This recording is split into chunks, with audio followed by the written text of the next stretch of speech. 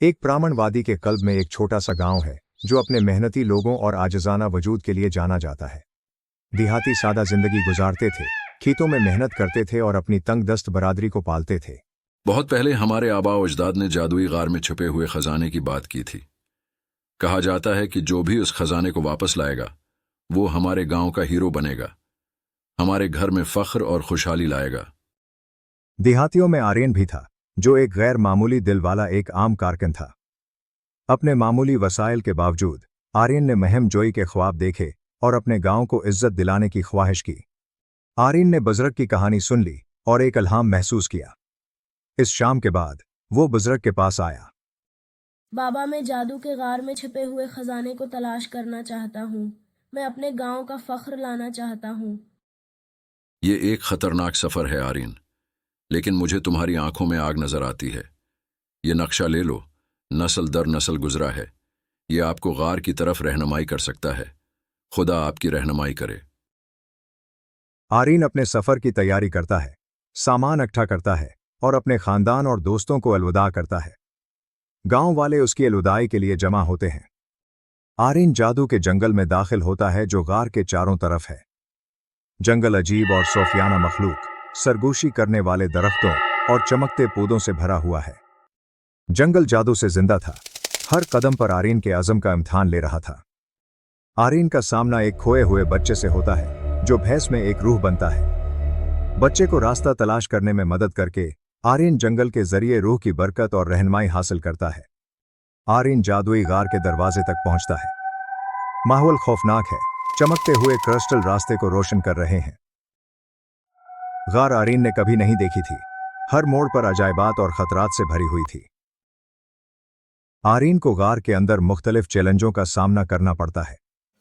एक गदार जेर जमीन दरिया को अबूर करना, छिपे हुए दरवाजे को खोलने के लिए एक पहेली को हल करना और आसानी से जाल से बचना। उसे वहमों का भी सामना करना पड़ता है जो उसकी हिम्मत और अज़म को जांचते हैं। आर्यन आखिरकार एक अजीम शान चेंबर में पहुंचता है जहां खजाने की हिफाजत एक अफसानवी मखलूक करता है, जमरद के तराजों वाला एक बड़ा सांप। पुराना जादू का खजाने पर दावी करने की हिम्मत किसमें है? मैं आर्यन हूँ, वादी के गांव से हूँ। मैं अपने गांव के लिए यह खजाना लेने आया हूँ। सिर्फ एक ही पाक दिल और बहादुर रूह वाला इस खजाने का दावी कर सकता है। अपने आप को काबिल साबित करो। आर्यन का सामना सांप से होता है। अपनी अक्ल और बहादुरी का इस्तेमाल करते हुए सबको पीछे छोड़ देता है।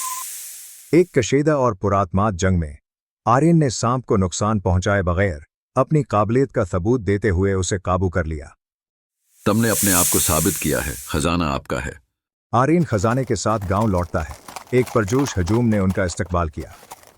बुजुर्ग ने फख्र से आर्यन के कंधे पर हाथ रखा। आर्यन, आपने हम सबका सिर फख्र से बुलंद कर दिया है। तुम हमारे गांव के हीरो हो। जैसे ही गांव में जश्न मनाया जाता है, डाकुओं का एक गिरोह जो खजाने की अफवाहों से तैयार होता है, गांव पर हमला करता है। आर्यन, जो अब नई हिम्मत से लेस है, डाकुओं के खिलाफ दिफा में गांव वालों की रहनुमाई करता है। खजाना मेरे हवाले करें और हम आपका गांव छोड़ देंगे। खजाना हमारे गांव का है, हम अपने घर की हिफाजत करेंगे। एक सनसनीखेज जंग में आर्यन और देहाती डाकुओं को शिकस्त देते हैं और आर्यन की हैसियत को एक हकीकी हीरो के तौर पर मुस्तहकम करते हैं। गांव नई दौलत के साथ फूलता फूलता है। आर्यन, जो अब एक काबिल एहतराम शख्सियत है, अपने साथी गांव वालों के साथ मिलकर काम जारी रखे हुए है, अपनी जड़ों को कभी नहीं भूलता। आर्यन की बहादुरी और आजिज़ी ने उसके गांव में फख्र और खुशहाली लाई। ये साबित किया कि हम में से सबसे आम आदमी भी दलेर दिल से आज़मत हासिल कर सकता है। गांव जश्न मना रहा है। आर्यन अपने लोगों के दरमियान मुस्करा रहा है। वर इस तरह आर्यन का अफसाना एक आजिज़ कारकुन हीरो बन गया, जिंदा रहा, आने वाली नस्लों को आज़मत के अपने रास्ते तलाश करने की तरगीब देता रहा।